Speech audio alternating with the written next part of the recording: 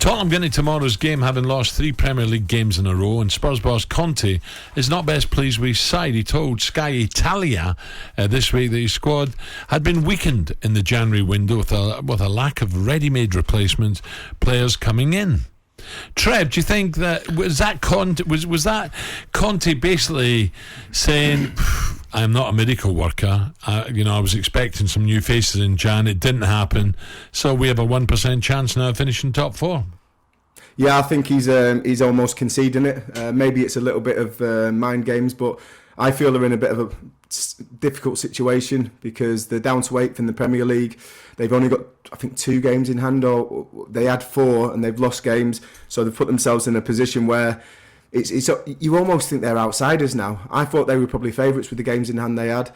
But losing games as they are, I think it's made it very difficult. I think the Wolves loss was really poor. Obviously getting beat against Southampton.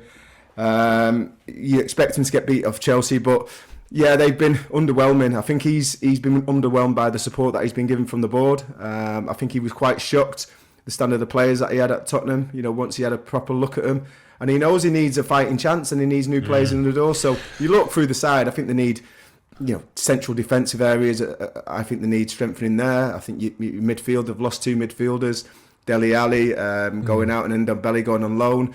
And then you look at the forward line, and I think he does like Steven Bergwijn, but Harry Kane, what's the situation with Harry Kane? Wow, absolutely. There's a lot of positions, there's a lot of uncertainty at Tottenham, I think, that's for sure. I don't have on the top of my head, Ray, and I'll get it for you, but I think Tottenham's run of games coming up is pretty tough. Wait a minute, Al, I'll get you out of jail. Man City, obviously, they got Burnley away, they got Leeds away, and then obviously the FA Cup 5th round, and then they play Everton on the 7th of March, and then they got Manchester United. Oof. So again, they got Spurs they got West Ham straight after that, Al. So you got United away, and then West Ham at home. So then your boys Arsenal must be thinking, well, Arsenal still got to go to the Tottenham Stadium as well. So that's a rearranged match that was called off, wasn't it? So so they've got some big games still. They've still got a good chance. They still got, I think they're second favourites, aren't they, or third favourites to get that 4th spot. So that's why loads of points to play for still. So West Ham and Wolves, we should look at Wolves as well as an outside bet, Trev.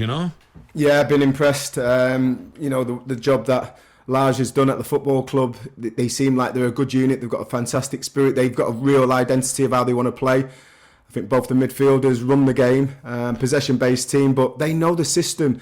And the players seem to have bought into Bruno Lage, and I've been impressed with the way that they've picked up and put themselves around. Or lack of. I was just about to say that if Jimenez can get scoring goals, he's the difference. If he can score goals to the end of the season, they'll have a chance because, as Trevor says, they're well organised. I've watched them on quite a few occasions. They play the 3 at the back. Everybody knows their positions and their jobs they've got to do for the side. So it's just that goal power. If they can get different players scoring goals up front, then they'll have an outside chance, definitely. Talking about goals, Spurs main man Harry Kane was in the back page of The Sun today saying he wants assurances that Conte will be backed in the transfer market before committing his future to Spurs, Trev. Yeah, I think you have to take notice because I think Harry Kane's been very quiet in the media. He doesn't come out often and say things, but when he does, he says it with a bit of conviction.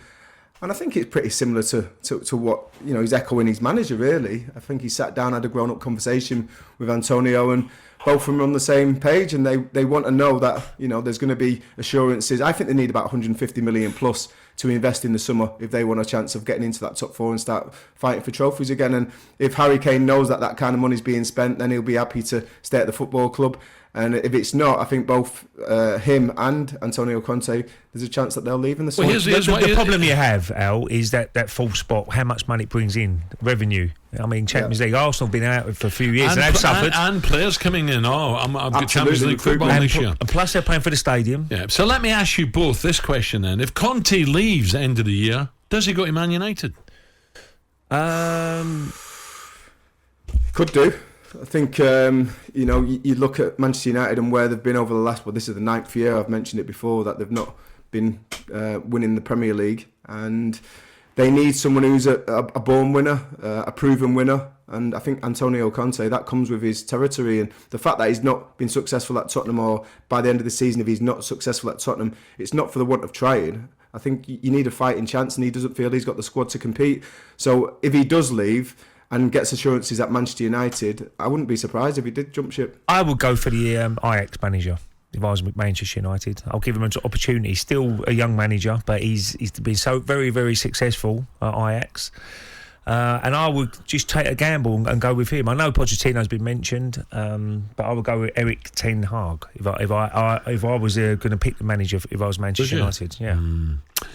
Okay, it's an interesting one, isn't it? By the way, we shouldn't forget West Ham, Ray. You know, and we're not forgetting them, are we? No.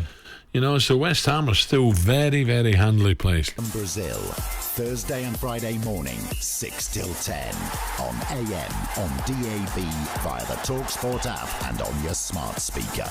talkSPORT.